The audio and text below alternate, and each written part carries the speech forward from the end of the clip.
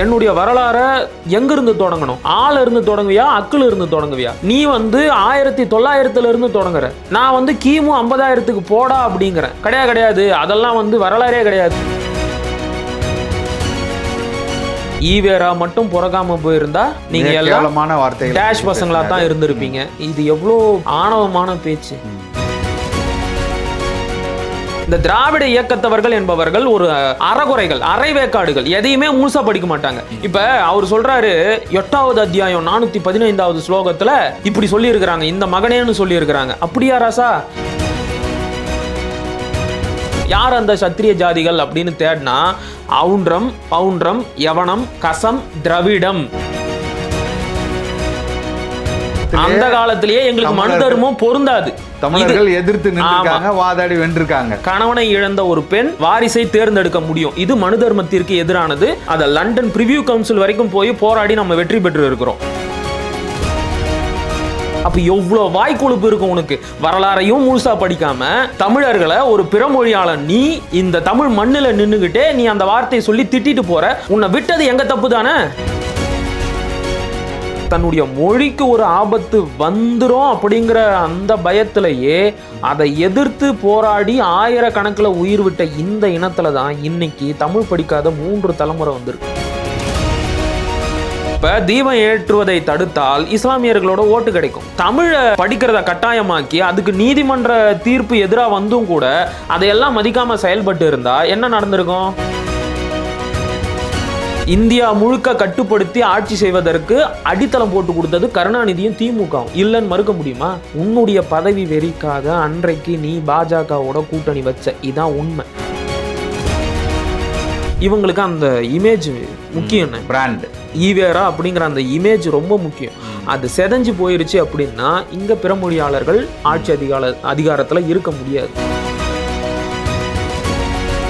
அண்ணன் திருமாவளவன் இன்றைக்கு கூட்டணி லாபத்திற்காகவும் எம்பி எம்எல்ஏ சீட்டுக்காகவும் என்ன வேணும்னாலும் பேசலாம், சரிங்களா? அவருடைய பேச்சையெல்லாம் பெருசா பொருட்படுத்த தேவையில்லை. நீ பார்த்த நாம அறிக்கை விட்டமா இல்லையா? கண்டிச்சமா இல்லையா? அண்ணன் அவர்கள் அறிக்கை விட்டது மட்டும் இல்லாம அண்ணன் சீமானே தனிப்பட்ட முறையில செய்தியாளர் சந்திப்புல பேசினாரு.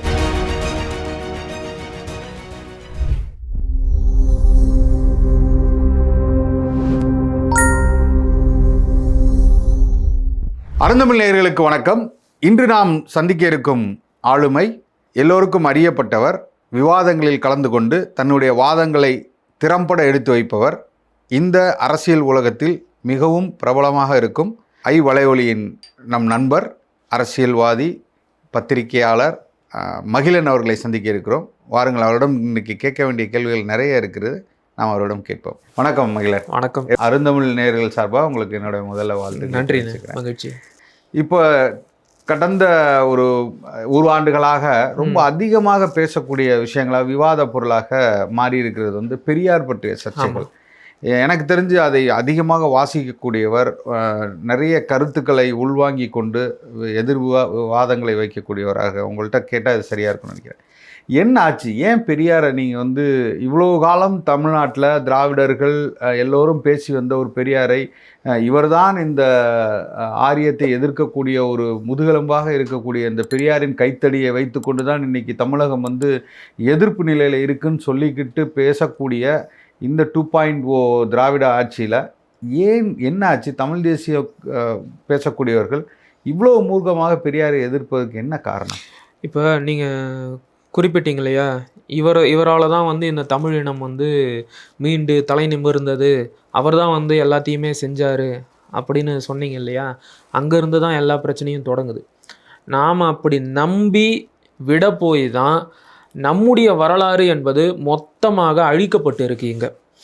அதாவது அண்ணன் சீமான் கூட அடிக்கடி மேடையில் சொல்லுவார், தமிழர்களுக்கான வரலாறு என்பது ஏறக்குறைய 50,000 ஆண்டுகளுக்கு நீண்டது. ஆனால் அப்பேற்பட்ட ஒரு பேரினத்தின் வரலாற்றை வெறுமனே ஒரு 50 ஆண்டுக்குள்ளே சுருக்கிறது. திராவிட இயக்கங்கள் தலையெடுத்த பிறகுதான் தமிழர்கள் சுயமரியாதை பெற்றார்கள், தன்மான உணர்வு பெற்றார்கள்.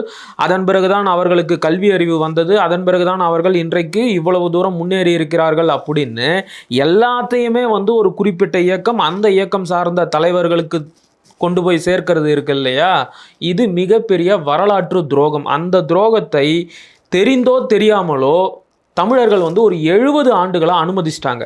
அதான் 67க்கு அப்புறம் திராவிடர்கள் கட்சியில் தானே ஆண்டு இருக்கு. அப்ப அவர்கள் அதை சொந்தம் கொண்டாடல. நிச்சயமா அங்க சொந்தம் கொண்டாடுறதுல வந்து தப்பு சொல்ல முடியாது, அவங்க அதை தான் செய்வாங்க.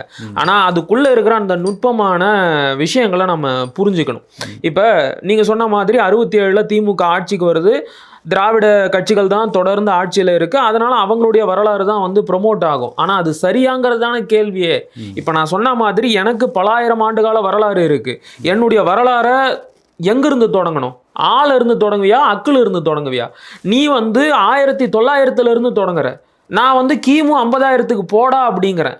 கிடையாது, அதெல்லாம் வந்து வரலாறே கிடையாது, அதெல்லாம் வந்து காட்டுமிராண்டி காலத்து விஷயங்கள், அதை பத்தி எல்லாம் பேசி என்ன ஆக போகுது அப்படின்னு சொல்லி அதை மொத்தமா தவிர்த்துட்டு திராவிட இயக்கங்கள் வந்த பிறகாக இருக்கின்ற வரலாற்றை மட்டுமே முன்னிறுத்தி அதை மட்டுமே கொண்டு போறதுங்கிறது ஏற்றுக்கொள்ள முடியாது. ரெண்டாவது, இதுக்குள்ள இருக்கிற இன்னொரு அநீதி என்ன அப்படின்னா, ஒரு இனத்திற்கான அந்த மன வலிமையை இந்த திராவிட இயக்கங்கள் கொஞ்சம் கொஞ்சமா சிதைச்சு போட்டுருச்சு. உங்களை பத்தி தெரியாதா? உங்க வரலாறை பத்தி தெரியாதா? நீங்கள்லாம் யாரு தெரியுமா? உங்க அரசர்கள்லாம் யாரு தெரியுமா? உங்க முன்னோர்கள்லாம் யாரு தெரியுமா? பாப்பானுக்கு அடிமையா இருந்தவங்க, பாப்பானுக்கு டேஷ் பசங்களா இருந்தவங்க, நீங்களாம் அப்படிதான் இருந்தீங்க, நாங்களாம் வரலான்னா நீங்க அப்படிதான் இருப்பீங்க அப்படின்னு தொடர்ந்து நம்முடைய வரலாற்று முன்னோர்களை பற்றிய ஒரு குற்ற உணர்வையும் ஒரு தாழ்வு மனப்பான்மையையும் தமிழர்களுக்கு இவங்க ஏற்படுத்திக்கிட்டே வந்திருக்கிறாங்க. இதனுடைய விளைவு என்ன அப்படின்னா, தமிழனுக்கு தன்னுடைய வரலாற்றின் மீதான அந்த பெருமை இல்லாம போயிருச்சு. நம்மளாலையும் முடியும், நாமளும் நாடாண்டு இருக்கிறோம், நாமளும் நம்முடைய நாட்டை ஆள முடியும் அப்படிங்கிற அந்த தன்னம்பிக்கை இல்லாம போயிருச்சு. இதை இவங்க பயன்படுத்திக்கிட்டு பிற மொழியாளர்கள் தொடர்ந்து ஆட்சி அதிகாரத்தில் இருக்கிறாங்க.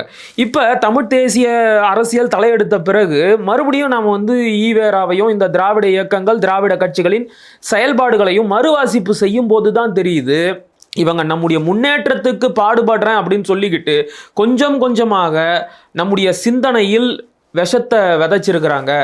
அது இன்னைக்கு வளர்ந்து மரமா நிக்குது. எதுக்கு எடுத்தாலும் வந்து ஒரு அங்கலாய்ப்பு, ஒரு இதெல்லாம் என்னப்பா நம்ம என்னப்பா வாழ்ந்து இருக்கிறோம் அப்படிங்கிற மாதிரியான ஒரு தாழ்வு மனப்பான்மைக்கு தமிழன் தள்ளப்பட்டு இருக்கிறான். அவனுக்கு அவனுடைய வரலாற்றை பற்றிய பெருமை உணர்வே இல்லை. எல்லாருக்கும் தெரிஞ்ச ஒரு விஷயத்தையே சொல்லி மேற்கொண்டு பேசலாம்னு நினைக்கிறேன். 2 நாளைக்கு முன்னாடி ஒரு திராவிட இயக்கத்தை சேர்ந்த நபர் தமிழர்களை பத்தி என்ன சொன்னார்?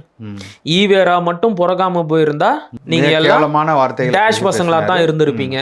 இது எவ்வளோ பெரிய ஒரு ஆணவமான பேச்சு. அப்ப தமிழர்கள் திராவிட பிரிக்கிறார். நீங்க ஏன் அப்படி பேசுறீங்க? அவர் வந்து சீமானை தான் சொன்னாரு, நாம் தமிழர் கட்சியினரை தான் சொன்னாரு அப்படின்னு வந்து எப்படி நம்ம குறுக்கி பார்க்க முடியும்? அவங்க எல்லாம் யாரு? இல்ல பெரியார் கூட அந்த மாதிரி ஒரு வார்த்தைகளை ஆமா பேசிருக்காரு. அவருடைய எல்லா பேச்சுக்களையும் எடுத்து பாருங்க, தமிழர்களை எல்லாரையும் வந்து டேஷ் பசங்களா திட்டிக்கிட்டே தான் இருப்பாரு. ஆமா, அது ஒரு தமிழர் இல்ல போல. அதை நான் பின்னாடி வரேன். இப்ப நான் என்ன கேட்கிறேன், இப்ப அந்த குறிப்பிட்ட நபர் வந்து அண்ணன் சீமானையும் நாம் தமிழர் கட்சியினரையும் மட்டும்தான் சொன்னாருன்னு எப்படி குறுக்கி பார்க்க முடியும்? அப்படியே சொல்லி இருந்தாலும் அது தப்பு தானே. எப்படி ஒரு கட்சி தலைவர் அப்படி பேசலாம்? இப்ப நானும் நீங்களோ திராவிட இயக்க தலைவர்களை அப்படி பேசிட முடியுமா? பேசினா அடுத்த நிமிஷம் நம்ம ஜெயிலில் இருப்போம். ஆனா இங்க ஒரு திராவிட இயக்கத்தை சேர்ந்த நபர் ஒரு தமிழ் தலைவரை பார்த்து கொச்சையான சொற்கள்ல திட்டிட்டு இன்னைக்கும் சுதந்திரமா நடமாடிக்கிட்டு தான் இருக்கிறார். இதற்கு காரணம் என்ன? தமிழர்கள் நமக்கு தன்மான உணர்வு இல்லை. ஒண்ணு வேணாம், நான் இப்படி கேட்கிறேன். இப்ப அதே நபர் வந்து ஏதோ ஒரு குறிப்பிட்ட சாதிய சமூகத்தை குறிப்பிட்டு அவங்க எல்லாம் வந்து இந்த டேஷ் பசங்களா தான் இருந்தாங்கன்னு சொல்லி இருந்தா இந்நேரம் என்ன நடந்திருப்பாங்க? உண்டுலன்னு ஆயிருக்குமா? இதற்கு சமீபத்தையே எடுத்துக்காட்டே இருக்கு. இன்னொரு கீழ்த்தரமான ஊடகவியலாளர், அவருடைய பேரை எல்லாம் சொல்லி நான் வந்து அருந்தமிழ் அப்படிங்கிற இந்த சேனலோட பேரை கெடுக்க விரும்பல, யாரை பத்தி பேசுறன்றது உறவுகளுக்கு நல்லாவே தெரியும். ஒரு ஊடகவியலாளர் இருக்கிறாரு, அவரு காமராஜரை பற்றி தரக்குறைவா பேசிட்டாரு. உடனே அந்த ஊடகவியலாளர் சொல்றதே அதுவே வந்து அதிகம். உடனே அந்த சமூகத்தை சேர்ந்த மக்கள் எல்லாம் கொதிச்சு எழுந்துட்டாங்க, அவர் மேல புகார் கொடுக்குறாங்க, அவரை கைது செய்ய சொல்றாங்க. நாங்க வந்து திமுகவுக்கு ஓட்டு போட மாட்டோம், ஏன்னா திமுக அந்த நபர் மேல எந்த நடவடிக்கையும் எடுக்க மாட்டேங்குது அப்படின்னு சொல்றாங்க. இப்ப நான் தெரியாம தான் கேட்கிறேன், தமிழர்களை ஒருத்தன் இப்படி சொல்லி திட்டிட்டு போயிருக்கானே, ஏன் வந்து தமிழர்களுக்கு அந்த கோபம் வரல? ஏன்னா இங்க எவனும் தமிழனா இல்லை, இங்க யாருக்கும் இன உணர்வு இல்லை, மான உணர்வு இல்லை, தன்மானம் சுயமரியாதை எதுவுமே இல்லை. ஆனால் இவனுங்களை கேட்டால் நாங்கள் தான் இன உணர்வை ஊட்டணும், தன்மானத்தை ஏற்படுத்தணும், சுயமரியாதையை ஏற்படுத்தணும் அப்படிங்கிறாங்க. உண்மையிலேயே இன உணர்வு இருந்திருந்தா இந்நேரம் இவனை எதிர்த்து கேள்வி கேட்டிருக்கணும்ல. எப்படா நீ எங்களைய பார்த்து இந்த ஒரு வார்த்தையை பயன்படுத்தலாம் அப்படின்னு கேட்டிருக்கணுமா கூடாதா? இதில் ஒரு நுட்பமான அரசியல் இருக்குன்னு நான் யோசிக்கிறேன். என்னன்னா, இப்போ ஒருத்தரை பார்த்து ஒருத்தர் வந்து இவ்வளோ கேவலமான ஒரு வார்த்தைகளை சொல்லி திட்டுறான் அப்படின்னா, அதை சொல்லக்கூடியவர் ஒரு எந்த இடத்துல இருந்து பேசுறாரு, அவர் அந்த மொழியை சார்ந்தவரா, அந்த மக்களுக்கான ஒரு உணர்வு உள்ளவரா, அப்போ அவர் சொல்லும் போது அந்த வார்த்தை எப்படி பயன்படுது, இல்லை இன்னொருத்தர் வந்து அதை சொல்லும் போது எப்படி இவங்களை ஏற்றுக்கொள்ளாமல் இருந்தாங்க. இவ்வளோ இப்போ ஒரு உதாரணத்துக்கு கன்னடா மொழியை சேர்ந்தவரோ இல்லை மராட்டியனோ இல்லை யாரோ ஒருத்தர் வந்து பாருங்கள் உங்கள் மொழியை இவ்வளோ கேவலமாக பேசுகிறாங்க, இந்த மொழி பேசக்கூடிய மக்களை இவ்வளோ கேவலமாக பேசுகிறான்னு சொல்லியிருந்தா நிச்சயமாக இந்த தமிழர்கள் அவருக்கு எதிராக கிளந்து நின்றுப்பாங்க. அப்போ இந்த இடத்துல எப்படியான ஒரு அரசியலை இவங்க பயன்படுத்தி தொடர்ச்சியாக வந்திருக்காங்க? கரெக்டாக சொன்னீங்க. இப்போ அந்த நபர் திட்டினாருன்னு சொன்னான்ல, அவர் யாரு, அவருடைய தாய்மொழி என்ன? வெளிப்படையா பொது வெளியில வந்து பேசுறதுக்கு தைரியம் இருக்கா? அவருடைய இயக்கத்தின் தலைவர் யாரு? அவர் வந்து ஒரு அந்த சமூகத்தோட பேரை சொல்ல வேணான்னு பார்க்குறேன். தன்னுடைய தெலுங்கு சமூக ஜாதி வெறியர் அவர். கொஞ்ச நாளைக்கு முன்னாடி கோவையில் கட்டப்பட்ட மிக நீளமான மேம்பாலத்திற்கு ஜிடி நாயுடு பேரை வச்சாங்க. அதை வரவேற்று சுவரொட்டி அடிச்சு கோவை மாநகர முழுக்க ஒட்டினார். இத்தனைக்கும் அவர் வந்து ஒரு பெரியார் இயக்கத்தின் தலைவர். என்னடா நாங்க தான் ஜாதி ஒழிப்பு போராளிகள், பேருக்கு பின்னாடி இருந்த ஜாதி பேரை வந்து நாங்க தான் நீக்கணும் அப்படின்னு சொல்றீங்க. இன்னைக்கு ஜாதி பேரோட ஒரு பாலத்துக்கு பேர் வச்சா அதே ஜாதி பேரோட குறிப்பிட்டு ஒரு சுவரொட்டி அடிச்சு ஒட்டுறீங்களே, அப்போ உங்க மனசுக்குள்ள அந்த ஜாதி வெறி இல்ல இருக்குல்ல?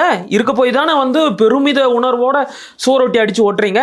அந்த இயக்கத்துல இருந்து வந்தவர் தானே இந்த நபரு. அப்ப பிறமொழியாளர் ஒருத்தர் தமிழர்களை பார்த்து இப்படி திட்டுறாரு, ஆனா தமிழர்களுக்கு இன உணர்வே வரல. ஏன் வரலன்னா இவங்களுக்கு வரலாறு தெரியல, இவங்களுடைய வரலாற்றை பற்றிய பெருமை இல்லை. ரெண்டாவது, உண்மையிலேயே யார் அப்படி சொல்லியிருக்கு? அந்த நபர் பேசும்போது அடிக்கடி வந்து மனு தர்மத்தில் இப்படி சொல்லியிருக்கு, மனு தர்மத்தில் இப்படி சொல்லியிருக்கு. மனு தர்மத்தில் எங்க சொல்லியிருக்கு? எங்க சொல்லியிருக்கு? மனு தர்மத்தை பத்தி பேசலாமா? இந்த திராவிட இயக்கத்தவர்கள் என்பவர்கள் ஒரு அறகுறைகள், அரைவேக்காடுகள், எதையுமே முழுசா படிக்க மாட்டாங்க. இல்ல அதுதான் வந்து அவங்க முற்றிலுமாக ஆரியம்ங்கிறதே வேண்டான்றது அவர் கோட்பாடு. அப்ப அவங்க என்ன சொன்னா இவங்களுக்கு என்ன அதையே? இதுதான் சரியான கேள்வி. இது சரியான கேள்வி. இந்த கேள்வியை நம்ம கேட்டிருக்கணும். இப்ப அவர் சொல்றாரு 8வது அத்தியாயம் 415வது ஸ்லோகத்துல இப்படி சொல்லி இருக்கிறாங்க, இந்த மகனேன்னு சொல்லி இருக்கிறாங்க. அப்படியா ராசா? அதே மனு தர்மத்துல 10வது அத்தியாயம் 44வது ஸ்லோகத்துல யார தெரியுமா அப்படி சொல்லி இருக்கிறாங்க? திராவிடர்களை. எங்களே இல்லை, தமிழர்களே இல்லை. அதாவது அந்த ஸ்லோகம் என்ன சொல்லுது அப்படின்னா, மேற்படி வரும் சத்திரிய ஜாதிகள் வர வர சூத்ராலாய் மாறிவிட்டார்கள். அதாவது பார்ப்பானிடம் வணங்காமையாலும் உபநயனம் போன்ற சாங்கியங்களை செய்து கொள்ளாததனாலும் மேற்படி வரும் சத்திரிய ஜாதிகள் சூத்ராலாய் மாறிவிட்டார்கள் அப்படின்னு வரும். யார் அந்த சத்திரிய ஜாதிகள் அப்படின்னு தேடினா அவுன்றம், பவுன்றம், யவனம், கசம், திராவிடம், காம்போசம். காம்போசம்னா கம்போடியா, புரியுதுங்களா? இந்தந்த தேசத்தில் வாழும் சத்திரியர்கள் சூத்ராலாய் மாறிவிட்டார்கள். யாரு சூத்திரன்? சூத்திரன்னா யாரு? அதுதான் 8வது அத்தியாயம் 415வது ஸ்லோகத்துல சொல்லுது. சூத்திரன்னா போர்ல தோத்து போனவன், பயந்து ஓடி போனவன், அடிமையா விலைக்கு வாங்கப்பட்டவன், பார்ப்பானின் வேசி மகன். இப்ப திராவிடர்களை தானே சூத்திரன்னு சொல்லியிருக்கு. இப்ப யார் உண்மையான டேஷ் மக்கள்? திராவிடர்கள், தமிழர்கள். நாங்க இல்லை, எங்களை சொல்லல. யார் யாரெல்லாம் தங்களை திராவிடர்கள் என்று பெருமையாக அழைத்துக் கொள்கிறார்களோ அவங்க தான் பார்ப்பானின் டேஷ் மக்கள். யார் யாரெல்லாம் தங்களுடைய பேருக்கு பின்னாடி I belongs to a Dravidian stock அப்படின்னு போட்டுக்கிறாங்களோ அவங்களையே கேவலமா திட்டிக்கிறாங்க. ஆமா, நாங்க எல்லாரும் பார்ப்பானின் வேசி மக்கள் அப்படின்னு அவங்களையே பெருமையா சொல்லிக்கிறாங்க. அப்ப இந்த பட்டம் யாருக்கு சொந்தமானது? தன்மான தமிழர்களுக்கா, இழிவான திராவிடர்களுக்கா? திராவிடர்களுக்கு. ஏன் உங்களுக்கெல்லாம் மனு தர்மம் பொருந்தாதா? எங்களுக்கு பொருந்தாது, எங்களுக்கு பொருந்தாது. அதுக்கு வரலாற்று சான்றும் இருக்கு. சட்டம் படிச்சவங்க எல்லாருக்குமே தெரியும், வேணும்னா வந்து சரிபார்த்துக்க சொல்லுங்க. இந்து லான்னு ஒன்று இருக்கு, இந்து வாரிசு உரிமை சட்டம் அப்படின்னு ஒரு பெரிய சட்ட புத்தகம் இருக்கு. அதுல புகழ்பெற்ற ஒரு வழக்கு ஒன்று இருக்கு. அந்த வழக்கோட பேரு ராம்நாடு கேஸ். அந்த ராம்நாடு கேஸ் யாருக்கும் நடந்துச்சு அப்படின்னா, collector of Madura versus Muthuramalinga Sethupathi. இதுதான் கேஸோட தலைப்பு. ஆமா, 200 வருஷத்துக்கு முன்னாடி நடந்த கேஸ் இது. 200 இன்னில இருந்து கணக்கு பண்ணா சரியா ஒரு 320 வருஷத்துக்கு முன்னாடி நடந்த கேஸ்ன்னு நினைக்கிறேன், என்னுடைய நினைவு சரியா இருந்தா. இதுதான் என்ன கேஸுடைய சாரம் என்னன்னு சொல்லிடுறேன், அப்பதான் உங்களுக்கு அந்த டெப்த் நம்மளால புரிஞ்சுக்க முடியும். சேதுபதி மன்னர் வந்து இறந்து போயிடுறாரு. அவருக்கு வந்து வாரிசு இல்லை. ஆனா அவருடைய மனைவி ராணி இருக்கிறாங்க இல்லையா, அவங்க வந்து ஒரு பையனை தத்து எடுத்துக்கிட்டாங்க. ஆனா அன்றைக்கு இருந்த ஆங்கிலேயர்களோட சட்டப்படி வாரிசு இல்லாத ஜமீன்தாரி சொத்துக்கள் எல்லாம் பிரிட்டிஷ் அரசாங்கத்துக்கு சொந்தம். இப்ப அரசர் செத்து போயிட்டாரு, அரசருக்கு வாரிசு இல்லை. நியாயப்படி அந்த ஜமீன்தாரி யாருக்கு சொந்தமாகணும்? அன்றைக்கு இருந்த ஆங்கிலேய அரசு சட்டப்படி அது ஆங்கிலேய அரசுக்கு போகணும். ஆனா ராணி வந்து ஒரு வாரிசை தத்து எடுத்துக்கிட்டாங்க. இவன் தான் என் சமஸ்தானத்துக்கு வாரிசுன்னு சொன்ன உடனே கலெக்டர், அன்னைக்கு இருந்த மதுரா கலெக்டர் வந்து கோர்ட்ல கேஸ் போடுறாரு. இது செல்லாது. கணவனை இழந்த விதவை பெண் மனு தர்ம சாஸ்திரத்தின்படி கணவனின் ஒப்புதல் இல்லாமல் ஒரு வாரிசை தத்தெடுக்க முடியாது, தத்தெடுத்தாலும் அது செல்லாது அப்படிங்கிறாங்க. இந்த கேஸ் எது வரைக்கும் போச்சு தெரியுமா? லண்டன் பிரிவியூ கவுன்சில் வரைக்கும் போச்சு. லண்டன் வரைக்கும் போய் வாதாடினாங்க. அப்ப சொல்றாங்க, மனு தர்மத்துல இப்படி சொல்லி இருக்கு, ஒரு விதவை பெண்ணுக்கு வாரிசை தத்தெடுக்கிற உரிமை கிடையாதுன்னு சொல்லி இருக்கு. இவங்க இந்த மதத்தை, அதாவது வந்து இந்த வைதிக மதம் என்று சொல்லப்படுகின்ற இந்து மதத்தை பின்பற்றக்கூடியவர்கள், இவங்களும் இந்த மனு தர்ம சட்டத்தின் அடிப்படையில தான் வருவாங்க. அதனால இவங்க தேர்ந்தெடுத்த வாரிசு செல்லாது அப்படின்னு சொல்லி வெள்ளைக்காரன் வாதாடுறான். வெள்ளைக்காரன் இந்த மனு தர்மத்தை கோட் பண்ணி ராணி வாரிசை தேர்ந்தெடுத்தது செல்லாது அப்படிங்கிறான். அதுக்கு ராணி சொல்றாங்க, எங்களுக்குன்னு தனிப்பட்ட சட்ட விதிகள் இருக்கு, மரபுகள் இருக்கு. எங்க பழக்க வழக்கப்படி சகோதரர்களோட ஒப்புதலின் அடிப்படையில நாங்க வாரிசை தேர்ந்தெடுக்கலாம் அப்படின்னு சொல்றாங்க.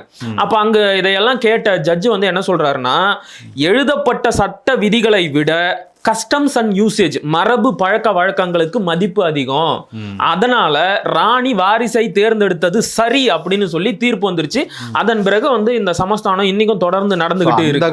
அந்த காலத்திலேயே எங்களுக்கு மனு தர்மம் பொருந்தாது, தமிழர்கள் எதிர்த்து நின்றுக்காங்க, வாதாடி வென்றிருக்காங்க. கணவனை இழந்த ஒரு பெண் வாரிசை தேர்ந்தெடுக்க முடியும், இது மனு தர்மத்திற்கு எதிரானது. அதை லண்டன் பிரிவியூ கவுன்சில் வரைக்கும் போய் போராடி நம்ம வெற்றி பெற்று இருக்கிறோம். இது இன்னைக்கு மட்டும்தான் நடந்துச்சான்னா கிடையாது. 1000 வருஷத்துக்கு முன்னாடி ராஜேந்திர சோழன் இறந்து போயிட்டாரு. அவருக்கு 3 பசங்க, ராஜாதிராஜன், அதிராஜேந்திரன், வீரராஜேந்திரன். இவங்கெல்லாம் அடுத்தடுத்த ஆட்சிக்கு வந்து குறுகிய காலத்திலே இறந்து போயிடுறாங்க.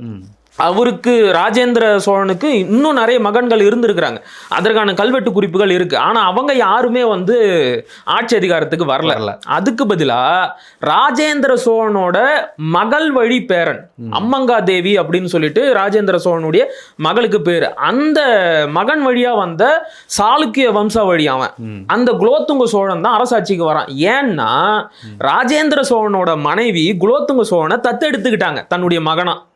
புரியுதுங்களா? அவங்களும் கணவனை இழந்தவங்க தான். ராஜேந்திர சோழன் இறந்த பிறகு இந்த பையன் பார்க்கறதுக்கு ராஜேந்திர சோழன் மாதிரியே இருக்கிறான்னு சொல்லி தன்னுடைய மகனா அவங்க தத்தெடுத்துக்கிட்டாங்க. அவன் தான் முதல் குலோத்துங்க சோழன், அவன் தான் வந்து ஆட்சி அரியணைக்கு வந்தான். அப்ப இந்த மரபு எங்கிருந்து எது வரைக்கும் வந்திருக்கு பாருங்க. நாங்க உங்களை ஆரிய அடிமைன்னு சொல்லிடுவாரு அந்த அரசர். அதெல்லாம் கிடையாது. சோழ அரசர்கள் ஆரிய பிராமணர்களை லெஃப்ட் ரைட் வாங்கினதுக்கான கல்வெட்டு சான்றுகள் ஏராளமா இருக்கு. அப்ப மனு தர்மம் எங்களுக்கு பொருந்தாது. தமிழர்கள் நாங்க டேஷ் பசங்க கிடையாது, திராவிடர்கள் நீங்க தான் டேஷ் பசங்க. இப்ப எப்படி வசதி ஏத்துக்கிறியா? அப்ப எவ்வளவு வாய்க்கொழுப்பு இருக்கும் உனக்கு. வரலாறையும் முழுசா படிக்காம தமிழர்களை ஒரு பிறமொழியாளன் நீ இந்த தமிழ் மண்ணுல நின்னுகிட்டே நீ அந்த வார்த்தையை சொல்லி திட்டிட்டு போற. உன்னை விட்டது எங்க தப்பு தானே? இதுக்கு காரணம் என்ன? நமக்கு நம்முடைய வரலாறு தெரியாம போனது. இப்ப நான் சொன்ன வரலாறு எல்லாம் நம்ம மக்களுக்கு தெரிஞ்சிருந்தா எங்களை எங்கடா மனு தர்மத்துல அப்படி சொல்லி இருக்குன்னு கேட்டிருக்கணுமா இல்லையா? நிச்சயமா கேட்காம போனதுக்கான காரணம் நம்ம வரலாறை படிக்கல. இல்லை, ஆனால் பெரியார் நம்ம ஒரு உதாரணத்துக்கு இவர்கள் எல்லாம் இவ்வளோ காலம் தூக்கி பிடிக்கக்கூடிய பெரியாரை தாண்டி இந்த மண்ணில் இத்தனை அயோத்திதாச பண்டிதராக இருக்கட்டும், இடமலை சீனிவாசனாக இருக்கட்டும், இல்லை முத்துராமலிங்க தேவராக இருக்கட்டும், இல்லை வேலுநாச்சியாராக இருக்கட்டும், இந்த மாதிரி வரலாற்றில் பல சாதனைகளை செய்த, பல அர்ப்பணிப்புகளை செய்த, போராட்டங்களை செய்த இத்தனை ஆளுமைகளையும் இவர்கள் மறைத்து பெரியாரை மட்டுமே தூக்கி பிடித்து இத்தனை ஆண்டுகள் இந்த மண்ணில் ஆண்டு வந்திருக்காங்களே, இதை எப்படி பார்க்குறீங்க? இல்லை இது வந்து உண்மையாலே இவர்கள் எல்லாம் வந்து மறைக்கடிக்கப்பட்டார்களா, இல்லை இவர்களோட அர்ப்பணிப்பை வந்து இந்த மக்கள் ஏற்றுக்கொள்ள முடியலையா? கூடாது. இப்போ ஒரு ஃபேமஸான ஃபாசிஸ்ட் கோட் ஒன்று இருக்குது, ஃபாசிசவாதிகளின் ஃபேமஸான ஒரு கோட்டு இருக்குது. நீ ஒரு இனத்தை அடிமைப்படுத்தணும், அழிக்கணும் அப்படின்னா ரொம்பலாம் மெனக்கெட வேணாம். அவனுடைய கலை, கலாச்சாரம், வரலாறு, பண்பாடு இதை பற்றிய பதிவுகளை எல்லாம் அழிச்சிரு, அந்த இனம் தானாகவே அழிஞ்சிரும், இல்லைன்னா அடிமையாயிரும். இது வந்து ரொம்ப ஃபேமஸான ஃபேசிச மேற்கோள் அப்படின்னு சொல்லுவாங்க. அந்த வேலையைத்தான் இந்த திராவிட இயக்கங்களும் திராவிட கட்சிகளும் செஞ்சுக்கிட்டே இருக்கிறாங்க. அவங்களுக்கு இந்த தமிழ்நாட்டை தொடர்ந்து ஆளணும். இங்க இருக்கிற வளங்களை சுரண்டணும். தமிழர்களுக்கு இன உணர்வும் மான உணர்வும் மொழி உணர்வும் நாட்டுப்பற்றும் இருந்தா நீங்க அவனை எதிர்த்து கேள்வி கேட்பீங்க. இப்ப கேரளாவுக்கு போய் அங்க இருக்கிற ஒரு மலையவாச்சும் நம்மளால உடைக்க முடியுமா? அந்த ஊர்ல எத்தனை ஆறு ஓடுது, அங்கிருந்து ஒரு கைப்பிடி மணலை அள்ளி இந்த பக்கம் கொண்டு வந்துட முடியுமா? பார்டரை தாண்டி ஆந்திராவில் கர்நாடகாவில் வாய்ப்பே கிடையாது. ஏன்னா அவனுக்கு அந்த மண்ணின் மீது பற்று இருக்கு. கன்னடன் அப்படிங்கிற இனப்பெருமை இருக்கு, மொழி பெருமை இருக்கு. நமக்கு தான் இல்லையே. 1.5 லட்சம் மக்கள் செத்து போனாங்க. அன்னைக்கு கூட இந்த இனம் பெருசா கொதிச்சு எழவே இல்லை. நான் உண்டு என் வேலை உண்டுன்னு தான் இங்க பல கோடி மக்கள் வாழ்ந்துகிட்டு இருந்தாங்க. காரணம், நம்முடைய இன உணர்வு திட்டமிடப்பட்டு இந்த திராவிட இயக்கங்களாலையும் திராவிட கட்சிகளாலையும் சாகடிக்கப்பட்டு இருக்கு. இப்ப உங்களுக்கு இன உணர்வு வரணும்னா என்ன பண்ணணும்? உங்களுக்கு உங்களுடைய இனத்தின் வரலாற்றின் மீது ஒரு பெருமித உணர்வு இருக்கணும். நான் யார் தெரியுமா? நான் வந்து இந்த வம்சாவளியில வந்தவன், எங்களுடைய முன்னோர்கள் வந்து இப்பேற்பட்ட வீரர்கள் அப்படின்னு சொல்லணும். இவங்க தான் வந்து இந்த திராவிட இயக்கங்கள் தான் வந்து உங்க முன்னோர்களை பத்தி தெரியாதா?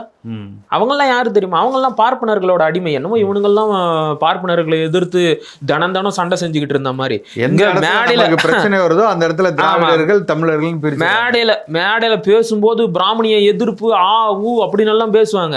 மேடைக்கு கீழே போன உடனே பிராமணங்கிட்ட தான் கொஞ்சம் குழாவுவாங்க. இவங்களோட வரலாறை எடுத்து பார்த்தாலே இப்படிதான் இருக்கும். சரிங்களா? அப்ப நாம் வந்து இங்க திருந்த வேண்டியது ரொம்ப முக்கியம். கண் எதிர்க்க நம்முடைய வரலாற்று ஆவணங்கள் அழிக்கப்பட்டுக்கிட்டு இருக்கு. தமிழர்களுக்கு அதை பற்றிய எந்த ஒரு சுய நினைவும் இல்லை. அது என்னமோ நடக்கட்டும், அது ஏதோ ஒன்று அழியட்டும். எனக்கு இன்னைக்கு வேலை நடக்குதா, எனக்கு இன்னைக்கு வயிறு நிறையுதா நகர்த்திட்டாங்க. நீங்க ஒரு விஷயத்த யோசிச்சு பாருங்க. நான் அடிக்கடி என் மனசுக்குள்ள ஓட்டுற கேள்வி இதுதான். 1965 திமுக ஆட்சிக்கு வர்றதுக்கு 2 வருஷத்துக்கு முன்னாடி இங்க ஒரு மொழி போராட்டம் நடந்துச்சு. இந்தியை இந்தியாவின் ஆட்சி மொழியாக அறிவிக்க போறாங்க அப்படின்னு வந்து ஒரு செய்தி வெளியாகுது. உடனே தமிழ்நாட்டுல அதை எதிர்த்து மிக தீவிரமான போராட்டம் நடந்துச்சு. அதுதான் வந்து மொழி போராட்டம். அந்த மொழி போராட்டத்துல கலந்துகிட்டு ஏறக்குறைய ஆயிரக்கணக்கான மக்கள் இறந்து போயிருக்கிறாங்க. அதற்கான எந்த ஒரு தெளிவான பதிவும் இன்னைக்கு வரைக்கும் கிடையாது. யார் யார் செத்தாங்க, எத்தனை பேரு, ஒண்ணுமே கிடையாது. தோராய கணக்கு மட்டும்தான். கோயம்புத்தூர் பொள்ளாச்சியில மட்டுமே 400-500 பேர் இறந்து போயிருக்கிறாங்க அப்படின்னு வந்து சொல்றாங்க. அவங்க எல்லாரையும் கும்பலா போட்டு ராணுவம் எரிச்சுதான். சரிங்களா?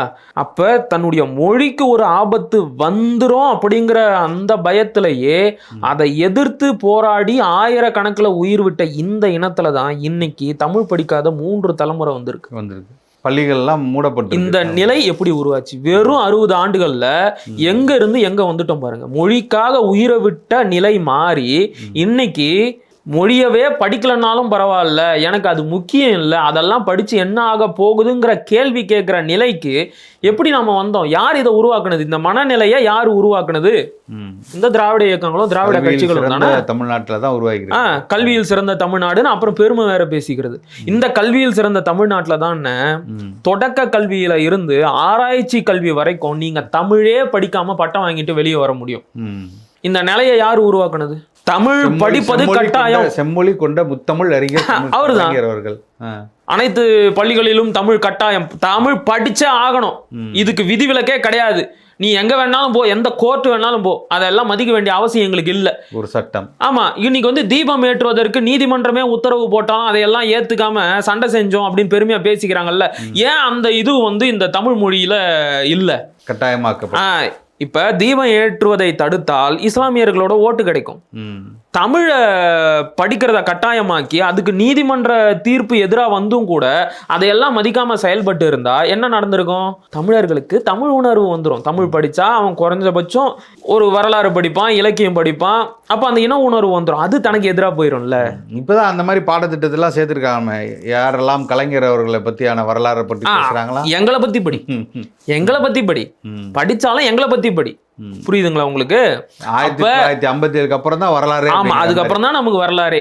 அப்ப தீபம் ஏற்றுவதை தடுத்தால் ஓட்டு வரும். ஆனா தமிழ் படிக்கணும் அப்படின்னு சொல்லி கட்டாயப்படுத்தினா அது நமக்கு ஆபத்தா முடிஞ்சிடும். அதனால அந்த வேலையை இவங்க கடைசி வரைக்கும் செய்யல. இப்ப அண்ணன் அவர்கள் வந்து பாரதியை பத்தி பேச ஆரம்பிச்சோன்னா இன்னும் அதிகமா வெடிக்க ஆரம்பிச்சிட்டாங்க. பாரதியும் பெரியாரையும் கம்பேர் பண்ணி பேச ஆரம்பிச்சாங்க. அது போன வருஷம் அவரோட விழா எடுத்து தனியாக விழா எடுத்து பண்ணதுலேருந்து இன்னைக்கு விஜில்ங்கிற ஒரு அமைப்பு ஏற்பாடு பண்ண அந்த இடத்துல பேசினதாக இருக்கட்டும், இல்லை அதுக்கடுத்து வந்து கவுண்டர் அட்டாக் மாதிரி அவங்க போட்டதாக இருக்கட்டும், அவங்க போட்ட ஒரு விழாவாக இருக்கட்டும், அதுக்கப்புறம் நம் கட்சியின் நாம் தமிழர் கட்சியினில் உள்ளவங்க தாரிகாவாக இருக்கட்டும், அபு பக்கராக இருக்கட்டும், கார்த்தி, இந்த மாதிரி எல்லாரும் வந்து பேசினதில் யாழினின்னு ஒரு பெண்ணும் பேசினாங்க. அப்போ என்ன சொன்னார்னா, பெரியாரை தகர்ப்பதற்கு பார்ப்பான் கடப்பை பிராமண கடப்பாரை எடுத்தே அவர்களை வீழ்த்தணும் அப்படின்னு சொன்னது வந்து பெரிய இதாக மாறி. அதில் இப்போ இஸ்லாமியர்கள் பெண்கள் வந்து எடுத்து பேசிட்டாங்க, அவர்களே எடுத்து இதை பற்றி பேசினாங்க. பாரதி எடுத்ததை கோட் பண்ணி பேசியிருக்காங்க. பெரியார் இதெல்லாம் தவறாக சொல்லியிருக்காரு, இஸ்லாமியர்களுக்கு எதிராக இருந்தாருங்கிறத அவங்களால ஏற்றுக்க முடியாது, இல்லைன்னு சொல்லி ஒரு பெரிய சர்ச்சை இருக்குது. இது எப்படி நீங்கள் பார்க்குறீங்க? இது எவ்வளோ பெரிய ஒரு கொடுமைன்னா, இஸ்லாமியர்களை விட்டே பெரியாருக்கு எதிராக பேச வைக்கிறாங்க. ஏன் அவங்களாம் பேசக்கூடாதா? ஈவேரா இஸ்லாமியர்களுக்கு எதிராக என்னெல்லாம் பேசி வச்சிருக்கிறாரு. அப்போ அவங்க அதுக்கு பதிலடி கொடுக்கத்தான் செய்வாங்க. சிலரெல்லாம் பேசுறத கேட்ட இதெல்லாம் உண்மையா? இதெல்லாம் உண்மையா? உண்மை. நான் சான்று தரேன், நான் தரேன், இப்போ தரேன். அது ஏன் அவங்க வந்து இப்போ அக்கா தாரிகாவோ, தம்பி அபுபக்கரோ, தம்பி உசைனோ, ஃபாத்திமா ஃபர்கானாவோ, அனீஸ் ஃபாத்திமாவோ, இவங்க எல்லாம் மேடையில் பேசுனதுக்கு கொதிச்சு எழுந்துட்டாங்க. சீமான் வந்து இஸ்லாமியர்களை வச்சே வந்து ஈவேராவை திட்டுறாரு, இவர் வந்து ஆர்எஸ்எஸ் கைக்கூலி, இவங்கெல்லாம் உண்மையான இஸ்லாமியர்களே கிடையாது, ஈவேராவுக்கும் மன்னிக்கணும் பெரியாருக்கும் அம்பேத்கருக்கும் எதிராக பேசுகிறவங்களையெல்லாம் ஏற்றுக்கவே கூடாதுன்னு பழனி பாபா சொல்லியிருக்கிறாரு. என்னென்ன பேச்சுன்றீங்க? இஸ்லாமிய சகோதரர்களே பேசுகிறாங்க. பேசும்போது அபத்தமான சில விஷயங்களை குறிப்பிடுறாங்க பாருங்க. ஈவேரா இஸ்லாமை பற்றி என்ன தெரியுமா சொன்னார்? இஸ்லாம் ஒரு இன இழிவு நீங்குவதற்கான நன்மருந்துன்னு சொல்லியிருக்கிறாரு. இன இழிவு நீங்க இஸ்லாமே நன்மருந்துன்னு சொல்லியிருக்கிறாரு. அவரா இஸ்லாமியர்களை பத்தி இப்படியெல்லாம் சொல்லியிருக்க போறாரு. இதெல்லாம் வந்து திட்டமிட்ட பொய் பரப்புரை அப்படிங்கிறாங்க. இதை நான் வந்து என்ன சொல்றதுனே தெரியல. அவங்க ஒவ்வொருத்தரும் பேசும்போது எந்த வருஷத்துல ஈவேரா இஸ்லாமியர்களை பத்தி இப்படி எல்லாம் பேசினாருன்னு தெளிவா குறிப்பிட்டு தானே பேசினாங்க. நீங்க அதை கவனிக்காம என்னைக்கோ சொன்னதை கொண்டு வந்து இப்படி சொல்லியிருக்கிறாரு, இவரா சொல்லியிருக்க போறாருன்னு கேட்டா நான் என்ன பதில சொல்றது? ஒண்ணு வேணாண்ணா, அவங்க சொன்ன புத்தகம் வந்து இதுதான், இன இழிவு நீங்க இஸ்லாமிய நன்மருந்து. இந்த புத்தகம் முதல் பதிப்பாக வெளியிடப்பட்டது எப்ப அப்படின்னா 1947. சரி, இந்த காலகட்டத்தில் ஏன் ஈவேரா இந்த அளவிற்கு இஸ்லாமியர்களை புகழ்ந்து பேசியிருக்கிறாரு என்பதையும் நாம சேர்த்து பார்க்கணும். இந்த 47 காலகட்டத்தில் ஈவேரா திராவிட நாடு கேட்டு போராடிக்கிட்டு இருந்தார். ஒன்னுத்துக்கும் உதவாத, எந்த தேசிய இனத்திற்கும் பயன்படாத ஒரு நாடு அப்படின்னா இந்த திராவிட நாடு தான். நீங்க மெட்ராஸ் பிரசிடென்சி மேப் பார்த்துருக்கிறீங்களா? தமிழ்நாடு எதுவுமே முழுசா இருக்காது. தமிழ்நாடு, ஆந்திரா, கர்நாடகா, கேரளா எதுவுமே முழுசா இருக்காது. எல்லாத்துல இருந்தும் கொஞ்சம் கொஞ்சம் இருக்கும். தமிழ்நாடு முழுசா இருக்கும். அதுல மெட்ராஸ் பிரசிடென்சி மேப்பை எடுத்து பாருங்க. அதுதான் ஈவேரா கேட்ட திராவிட நாடு. ஆந்திரனோட நிலப்பரப்பும் அதுல இருக்கும், கன்னடனோட நிலப்பரப்பும் இருக்கும், மலையாளியோட நிலப்பரப்பும் இருக்கும். அதுதான் நான் கேட்ட திராவிட நாடு அப்படிங்கிறாரு. அவர் அந்த திராவிட நாட்டை கேட்டு போராடிய போது இஸ்லாமிய சமூகத்தின் ஆதரவு இவருக்கு தேவையாக இருந்தது. இஸ்லாமிய சமூகத்தின் ஆதரவு என்பதை விட முகமது அலி ஜின்னாவின் ஆதரவு இவருக்கு தேவையாக இருந்துச்சு. அதனால தான் இஸ்லாமியர்களுக்கு சோப்பு போடுற மாதிரி இம்புட்டியும் பேசினாரு 47. ஆனா தாரிகாவும் அபுவும் மற்ற நம்முடைய உறவுகள் எல்லாமே முன் வச்சது 63, 64 ஆண்டு காலகட்டத்துல ஈவேரா பேசினது. நாங்க பேசுனது 63 காலகட்டது. நீ எடுத்துட்டு வந்து காட்டுறது 47 காலகட்டது. 47 பிரிவினை அப்பயே ஜின்னா அவர்கள் இவருக்கு என்ன பதில் சொன்னாங்க? இது வந்து உங்க மக்களுடைய விருப்பமா எனக்கு தெரியல. உங்களுக்கு உங்களுடைய மக்கள் மத்தியில சப்போர்ட் இல்லாம இல்ல. இது யாருக்கு பொருந்தன? அந்த நாடு யாருக்குமே பொருந்தாது. ஆனா நான் அதை கேட்டு வாங்கியே தீருவேன் அப்படின்னு சொல்லி இவரும் போராடிக்கிட்டு இருந்தாரு. ஜின்னா மூஞ்சில அரைஞ்சா மாதிரி சொல்லி அனுப்பிட்டாரு. அதெல்லாம் உனக்கு நான் வந்து சப்போர்ட் பண்ண முடியாது அப்படின்னு சொல்லிட்டு.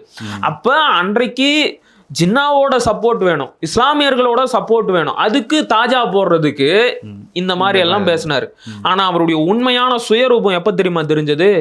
63, 64, 65 காலகட்டத்துல தான். சரி, ஓகே. இப்ப 47 இவ்வளோ பெருமையா பேசியிருக்கிறாங்க அப்படின்னு இஸ்லாமிய சகோதரர்கள் எல்லாம் சொன்னாங்கல்ல, ஏன் அப்படி பேசணும்னு ஈவேராவே பின்னாடி விளக்கம் கொடுத்திருக்கிறாரு. இப்ப நான் அதை படிச்சு காட்டுறேன். இதுக்கெல்லாம் வந்து முடிஞ்சவங்க பதில் கொடுக்கட்டும். இல்ல நான் சவால் விட்டு சொல்றேன், இதை மறுத்து காட்ட சொல்லணும். ஒரு இடத்துல சொல்றாரு பாருங்க, அதாவது இஸ்லாமியன் கூட சொல்ல மாட்டார். துலுக்கன் நம்மவன் என்று தோளில் கை போட்டோம், அவன் நம்முடைய மடியிலேயே கை வைக்க பார்க்கிறான். யாரு இது? 63 கால 23/1/1963 விடுதலை இதழில் ஐயா ஈவேரா பேசுனது. நான் அப்படியே படிக்கிறேன், கேளுங்க. நம்மவன் என்று தோளில் கை போட்டோம், அவன் மடியில் கை போட ஆரம்பித்து விட்டான். இவன் இந்த அரசாங்கத்திற்கு யோக்கியனா, இந்த அரசாங்கத்திற்கு யோக்கியனா அப்படின்னு இஸ்லாமியரை பார்த்து கேட்கிறாரு. இன்னைக்கு RSS பாஜக சங்கிகள் இஸ்லாமியரை பார்த்து கேட்பாங்கல்ல, உங்களுக்கு எல்லாம் தேசப்பற்று இருக்கா கேட்கறானுங்கல்ல. அந்த கேள்வியை முதல்ல கேட்டது ஈவேரா தான். கேட்கிறாரு பாருங்க, இவன் இந்த அரசாங்கத்திற்கு யோக்கியனா, உணர்ச்சி மானம் இருந்தால் முஸ்லிம் லீக் இருக்க வேண்டும் என்று சொல்வார்களா? உணர்ச்சி மானம் இருந்தால் முஸ்லிம் லீக் இருக்க வேண்டும் என்று சொல்வார்களா?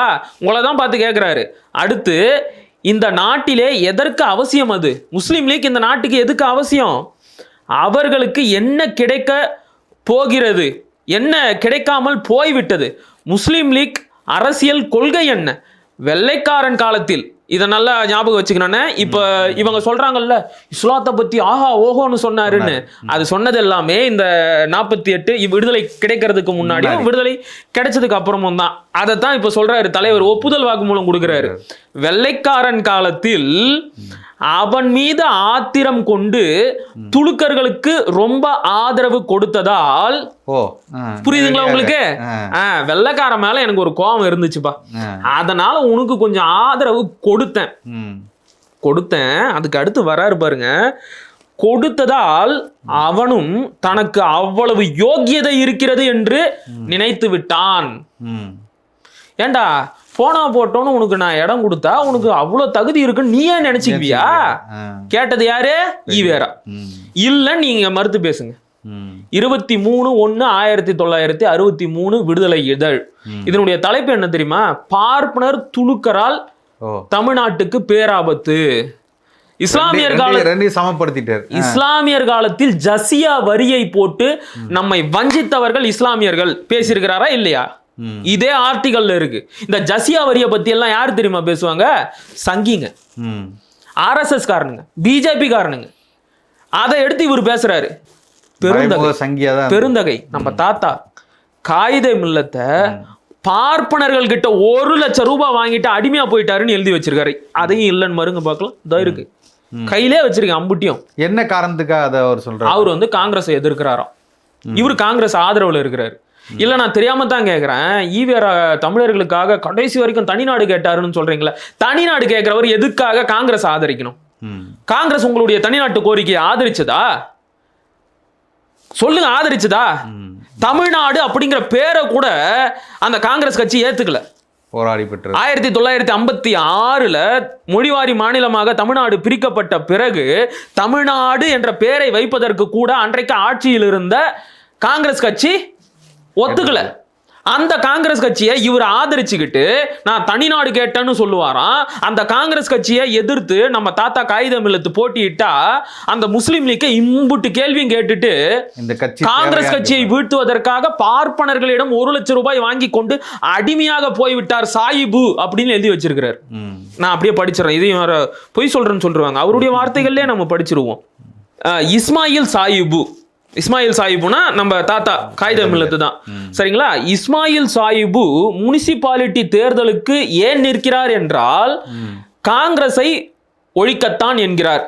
முனிசிபாலிட்டியில் காங்கிரசுக்கு பலத்தை குறைத்தால் அதை காட்டி காங்கிரஸை ஒழிக்க பணம் கேட்டால் பணம் கொடுப்பான், அதை கொண்டு காங்கிரஸை ஒழிக்கலாம் என்று நினைக்கிறார்கள். இப்போது இஸ்மாயில் சாஹிபுக்கு பார்ப்பனர்கள் 1 லட்சத்திற்கும் மேல் கொடுத்து அடிமை கொண்டு விட்டார்கள். ஏத்துக்கிறீங்களா இஸ்லாமிய சகோதரர்களே? ஏத்துக்கிறீங்களா? பார்ப்பனர்கள் கிட்ட 1 லட்சம் ரூபாய் வாங்கிட்டாருங்க, மறுக்க முடியுமா? 23/1/1963 கட்டுரை எடுத்து பாருங்க, எல்லாமே இருக்கு. இதெல்லாம் துண்டா வச்சிருக்கிறேன்னு நினைக்காதீங்க, முழு பேப்பரும் என்கிட்ட இருக்கு. இப்ப இதுக்கெல்லாம் என்ன பதில் சொல்ல போறாங்க? அப்ப இஸ்லாமியர்களை பத்தி இவ்வளவு தரக்குறைவா பேசும்போது யார் அதை எதிர்த்து கேள்வி கேட்பாங்க? இப்ப நான் பேசிட்டு போலாம், அது சாதாரண செய்தி. அந்த சமூகத்தை சேர்ந்தவங்க அந்த கேள்வியை கேட்டாதானே நியாயமா இருக்கும். அதைத்தானே தாரிகா அக்கா பேசுனாங்க. அதுல என்ன உங்களுக்கு இவ்வளவு கோவம் வருது? இல்லன்னா இல்லன்னு வா, எடுத்துட்டு வா பேசலாம். இதெல்லாம் பொய்யுங்க, வா பேசிக்கலாம். அதை விட்டுட்டு இவங்கெல்லாம் ஆர்எஸ்எஸ் கைகூலிங்க இப்படி நாங்க பேசணுமா? இஸ்லாமியர்களே, உனக்கும் இந்த நாட்டு வரலாற்றுக்கும் என்ன சம்பந்தம்? இந்த நாட்டு வரலாற்றில் உன்னுடைய பங்கு என்ன? நீ ஆப்கானிஸ்தான் இருக்கும், பாகிஸ்தான் இருக்கும் போ, சொன்னது யாரு? இவேரா? நான் சொன்னா? அப்ப அண்ணே, ஒரு கருத்தை முன் வச்சுனா, ஒரு சான்று கொடுத்து கருத்தை முன் வச்சுனா பதில் எப்படி சொல்லணும்?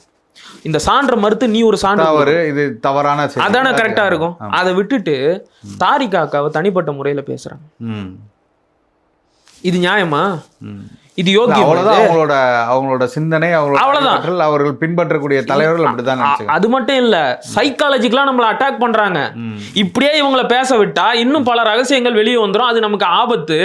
அதனால இவங்களை தனிப்பட்ட முறையில தாக்கி உளவியல் ரீதியா இவங்களை வந்து முடக்கி போட்டுட்டா கொஞ்ச நாளைக்கு பேசாம இருப்பாங்கன்னு நினைக்கிறாங்க. நீ இப்படி பண்ணதான் இன்னும் பல ரகசியங்களை தோண்டி எடுத்து வச்சிருக்கிறோம், ஒண்ணா வெளியிட்டுருவோம். எப்படி வசதி? இப்ப இதுக்கெல்லாம் இந்த ரெண்டு விஷயத்துக்கு இவங்க பதில் சொல்லணும். ஆங்கிலேயன் மேல் ஆத்திரம் கொண்டு உனக்கு கொஞ்சம் இடம் கொடுத்து நீ என்ன அவ்வளவு யோகியனா? உனக்கு அவ்வளவு யோகியதை இருக்குதா? இதை கேட்டிருக்கிறாரு. பார்ப்பனர்கள் காகித மில்லத்துக்கு 1 லட்சம் ரூபாய் கொடுத்து அடிமையாகிட்டாங்க. இதுக்கெல்லாம் என்ன பதில்னு வீரமணி கிட்ட கேட்டு வா. உனக்கு உண்மையாகவே மான ரோசம் இருந்தா அங்க கேட்டுட்டு அப்புறம் வந்து என் தம்பி அபுவையும் எங்க அக்கா தாரிகாவையும் கேள்வி கேளு. அவ்வளவுதான் சொல்ல முடியும். அவங்கள பத்தி பேசினா அவங்க கேட்க தான் செய்வாங்க. முடிஞ்சா அதுக்கு தரவுகளோட பதில சொல்லணும். அதை விட்டுட்டு தனிப்பட்ட முறையில் தாக்குதல் நடத்துவதை ஏற்க முடியாது. அது வன்மையாக கண்டிக்கத்தக்கது. இந்த தேர்தலில் திராவிட சித்தாந்தத்தை எதிர்க்கிறோன்னு சொல்லிட்டு ஈரோட்டில் பெரியார் மண்ணில் பிரபாகரனா பெரியாரான்னு ஒரு கருத்தியலை முன் வச்சு ஈரோட்டில் அவர் பிறந்த மண்ணில் ஒரு தேர்தல் யுக்தியை தொடங்கி நீங்கள் அங்கே போட்டிட்டு 24,000 வாக்குகளில் வாங்கினாங்க. ஆனால் அதை விட இன்னைக்கு வந்து களம் வந்து 2026 களம் வந்து இன்னும் வீரியமாக திராவிடமாக தமிழ் தேசியமாக இடத்துக்கு அண்ணன் அவர்கள் நகர்த்தியிருக்கான்னு நான் நினைக்கிறேன். ஸோ இந்த 2026 தேர்தல் எப்படி பிரதிபலிக்க போகுது? திராவிடம்ங்கிறதோ இல்லை ஒரு பக்கம் திராவிடமாக எல்லாரும் தனியாக நின்னுங்கிறாரு, தமிழ் தேசியத்தை பற்றி பேசுகிறவங்க தனியாக நின்னுங்கன்னு சொல்கிறாரு. அப்புறம் பெரியாரை கொண்டாடுவர்களெல்லாம் ஒரு பக்கம் நின்னுங்கள், இந்த மண்ணில் எல்லா விதத்திலும் இந்த மண்ணுக்காக உழைத்தவர்கள் போற்றக்கூடியவர்கள் எல்லாம் என் பெரியார்கள், அவர்களெல்லாம் தனியாக நின்னுங்க அப்படின்னு ஒரு வாதத்தை அண்ணன் அவர்கள் இந்த தேர்தல் தொடக்கத்தில் எடுத்து வைக்கிறார். இது எப்படி களத்தில் எதிரொலிக்கணும்? இதுதான் அரசியலாக இருக்கணும். இதுதான் தேர்தல் அரசியலாக மாறணும். இப்போ அண்ணன் சொன்ன மாதிரி பெரியார், திராவிடம் இதையெல்லாம் ஏற்றுக்கிட்டவங்கெல்லாம் ஒரு பக்கம் நில்லுங்க. தமிழர், தமிழ் தேசியம் இதையெல்லாம் ஏற்றுக்கிட்டவங்க இன்னொரு பக்கமாக நில்லுங்க. இதுதான் தமிழ்நாட்டோட அரசியலாக மாறி நிற்கணும். வரப்போகிற 2026 தேர்தல் என்பது பல கட்சிகளுக்கு எந்த இடத்துல நீங்கள் பிரித்து நான் சொல்கிறேன் பல கட்சிகளுக்கு வாழ்வா சாவா போராட்டமாக மாறி இருக்கு. இப்போ கட்சிகளுக்கு மட்டும் இல்லை, தமிழ் இனத்திற்கும் கூட இது வாழ்வா சாவா போராட்டம் தான். தமிழர்களே, நீங்கள் விழிப்படைந்து உங்களுடைய நாட்டின் ஆட்சி அதிகாரத்தை நீங்கள் பிடிக்கணும். ஒரு தமிழன் ஆட்சி அதிகாரத்துக்கு வரணும். அதற்கு என்ன வழி? தமிழ் தேசியம்தான். அப்போ அதை ஏற்றுக்க போகிறீங்களா? இல்லை உங்களுடைய வரலாற்றை கொச்சைப்படுத்துகின்ற, உங்களையே டேஷ் மக்கள் என்று திட்டி பேசுகின்ற இன்னொரு திராவிட இயக்கங்களுக்கு வாக்கு செலுத்த போகிறீங்களா? இதை நீங்கள் தான் முடிவெடுக்கணும். பல ஆண்டுகளுக்கு பிறகு தமிழ்நாட்டில் தமிழ்நாடு தமிழருக்கே அப்படிங்கிற முழக்கம் வந்து ஓங்கி ஒலிக்க ஆரம்பிச்சிருக்கு. அது வந்து வரவேற்கப்படணும். அது இன்னும் வந்து பல்கி பெருகணும். மக்கள் மத்தியில் அது ஒரு தேர்தல் முழக்கமாகவே மாறணும். இது தமிழ்நாடு, நாங்கள் தான் எங்கள் நாட்டை ஆட்சி செய்வோம் அப்படின்னு மக்கள் வந்து ஒரு முடிவுக்கு வரணும். அப்போ இந்த திராவிட இயக்கங்கள் தன்னாலேயே வந்து வீழ்ந்து போயிடும் அப்படிங்கிறது வந்து என்னுடைய நம்பிக்கை. இல்லை, 2 விஷயம் அதில் நான் கேள்வியாக கேட்குறேன். தமிழர்கள் தான் திராவிடர்கள் அப்படின்னு ஒரு அர்த்தத்தை வைக்கிறாங்க. திராவிடர்கள் பேசுவதெல்லாம் தமிழ் தேசியத்தை சேர்த்து தான் பேசுவதுன்னு அந்த ஒரு உருட்டை கொண்டு வந்து வைக்கிறாங்க. இன்னொருத்தருக்கு இடையில வர்றாரு, தமிழ் தேசியமும் திராவிடமும் ஒன்று என்று சொல்லி இவரு ஒரு களத்தில் வர்றாரு. ஸோ இப்போ இது வந்து ஒரு மக்களுக்கு வந்து ஒரு குழப்பமான சூழ்நிலை வச்சுக்கிட்டா தானே நீ வந்து அதில் வேறுபாடு எங்கே இருக்குது? இப்போ தமிழ் தேசியம் பேசுபவர்கள் என்ன வேறுபாட்டை இந்த மக்களிடம் கொண்டு போய் பேசணும்? திராவிடர்கள் என்ன வேறுபாடு? இப்போ நீங்கள் தமிழ் தேசியம் வேறு, திராவிடம் வேறுன்னு அண்ணன் அவர்கள் சொல்கிறாங்க இல்லையா? இது மக்களுக்கு எளிய முறையில் புரிகிற மாதிரி இந்த தேர்தல் காலத்தில் எப்படி புரிஞ்சுக்கிறது? எளிய முறையில் புரியுற மாதிரி சொல்லணும் அப்படின்னா சில வரலாற்று சான்றுகளோட சொல்லலாம். அண்ணன் சொல்லுவார் இல்லையா அடிக்கடி, திராவிடம் என்பதே பிற மொழியாளர்கள் வசதியாக வாழ்வதற்கும் ஆள்வதற்கும் கொண்டு வரப்பட்ட ஒன்று அப்படின்னு. அது உண்மை. 1944 திராவிடர் கழகம் நீதி கட்சியாக பெயர் மாற்றப்பட்டுச்சு. அப்போ வந்து ஈவேரா வந்து அதுக்கு விளக்கம் கொடுக்குறாரு, நான் ஏன் திராவிடம் அப்படிங்கிற பேரை தேர்ந்தெடுத்தேன் அப்படின்னு. என்ன சொல்கிறாருன்னா, பல முறை நானே சொல்லியிருக்கிறேன், இங்கேயே பாருங்கள், அண்ணாதுரை தமிழர், கண்ணப்பர் தெலுங்கர், நான் கன்னடன், என்னை பொறுத்தவரை நான் தமிழன் என சொல்லிக்கொள்ள ஒப்புகிறேன். ஆனால் எல்லா கன்னடர்களும் ஒப்புக்கொள்வார்களா?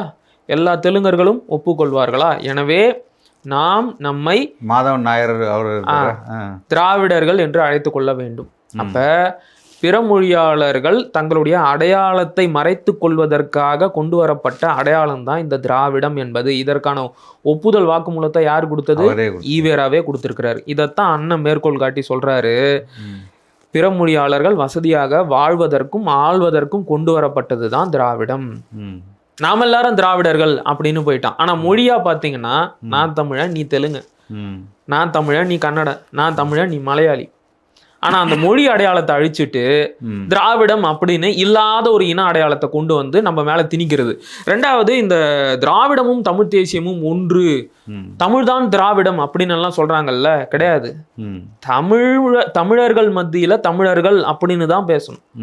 இதற்கான சான்றை யார் கொடுக்குறாங்க அப்படின்னா தாயுமானவர் சுவாமிகள். தாயுமானவர் சுவாமிகள் 17ஆம் நூற்றாண்டுல வாழ்ந்தவர். அவர் தன்னுடைய பாடல்கள்ல சொல்றாரு, கல்லாத பேர்களே நல்லவர்கள்னு ஒரு பாட்டு இருக்கு. அதுல வந்து ஒரு வரி வரும், வடமொழியில் வல்லான் ஒருத்தன் வரவும் திராவிடத்திலே வந்ததாக விவகரிப்பேன், நல்ல தமிழ் அறிஞர் வரின் வடமொழியில் சிறிது வசனங்கள் புகழ்வேன். இந்த பாட்டை விளக்கி சொல்லணும் அப்படின்னா, வடமொழியில வல்லவரான ஒருத்தர் வரட்டும், அவர்கிட்ட திராவிடத்துல எல்லாமே இருக்குன்னு நான் சொல்லுவேங்கிறாரு. இப்ப அந்த இடத்துல அவர் திராவிடம் அப்படின்னு குறிப்பிடுறது தமிழ்நாட்டை தான். ஆனா யாருகிட்ட சொல்றாரு? வடமொழி புலவர்கிட்ட சொல்றாரு, ஒரு ஆரியர்கிட்ட சொல்றாரு. ஏன் அவர்கிட்ட திராவிடன்னு சொல்லணும் தெரியுமா?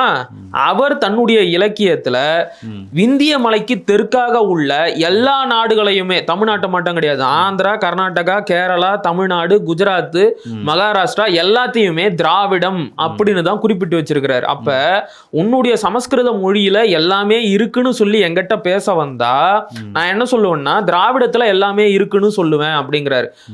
ஒரு சமஸ்கிருத அறிஞனுக்கு அவனுக்கு புரியுற மாதிரியே சொல்றாரு திராவிடம் அப்படின்னு. நீங்க தாய்மானவர் சொல்றீங்க, ஆனா சங்கராச்சாரியரும் இது மாதிரி. அது நான் வரேன். அடுத்த வரியில வந்து ஒரு தமிழ் அறிஞரை கூப்பிடுறாரு, வல்ல தமிழ் அறிஞர் வரின் அப்படின்னு கூப்பிடுறாரு. ஒரு தமிழ் அறிஞரை கூப்பிடும் போது ஏன் வல்ல திராவிட அறிஞர்னு கூப்பிடல? ஏன்னா ஒரு தமிழ் அறிஞருக்கு தமிழை தமிழ் என்று உச்சரிக்க தெரியும். அதனால ஒரு தமிழ் அறிஞரை கூப்பிடும் போது அவர் என்ன சொல்றாருன்னா, வல்ல தமிழறிஞர் வரின் வடமொழியில் சிறிது வசனங்கள் புகழ்வேன். தமிழ் அறிஞர்கிட்ட போய் சமஸ்கிருதம் அப்படின்னு சொல்லல, வடமொழின்னு சொல்றாரு. ஏன்னா தமிழ் இலக்கியங்கள்ல சமஸ்கிருதத்திற்கு வடமொழி அப்படின்னு தான் பேரு இருக்கு.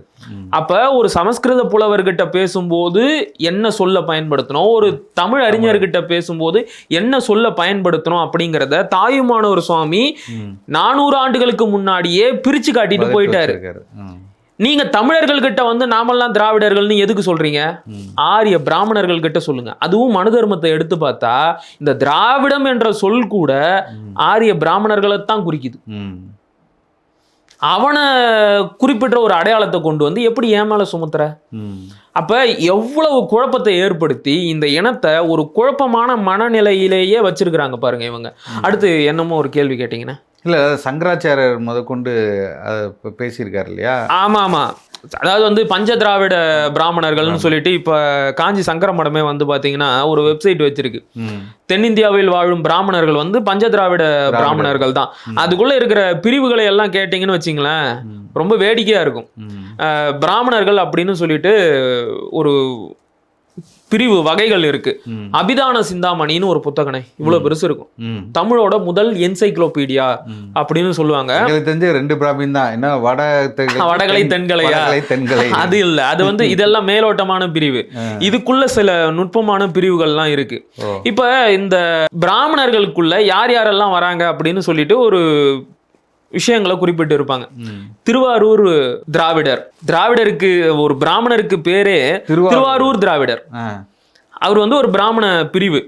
அப்புறம் வந்து பாத்தீங்கன்னா நெல்லூர் திராவிடர், ஆந்திராவில் நெல்லூர் இருக்கு இல்லையா, அந்த நெல்லூர் திராவிடர் அவர் ஒரு பிராமண பிரிவு. அப்ப இந்த திராவிடர் என்ற பிரிவும் கூட பிராமணர்களை தான் குறிக்குது. நீங்க அதையெல்லாம் கொண்டு வந்து தமிழர்களோட தலையில கட்டி இதுதான் நம்ம இன அடையாளம், இதுதான் நம்ம மொழி அடையாளம் சொல்லி குழப்பறது, இல்ல இதுவும் ஒண்ணுன்னு சொல்றது எல்லாமே பித்தலாட்டம்.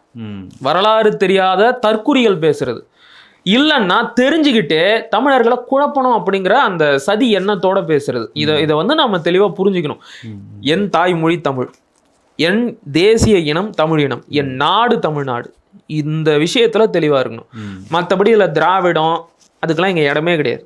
நான் திராவிடம் இல்லை. சமஸ்கிருத பண்டிதர்கள் ஏதோ சொல்றாங்க அப்படின்னா அதுக்கெல்லாம் நான் பொறுப்பாக முடியாது. என் வாயில தமிழ் அப்படிங்கிற ழகரம் ரொம்ப அச்சர சுத்தமா வரும். நான் ஏன் என்ன திராவிடன்னு கூப்பிட்டுக்கணும்?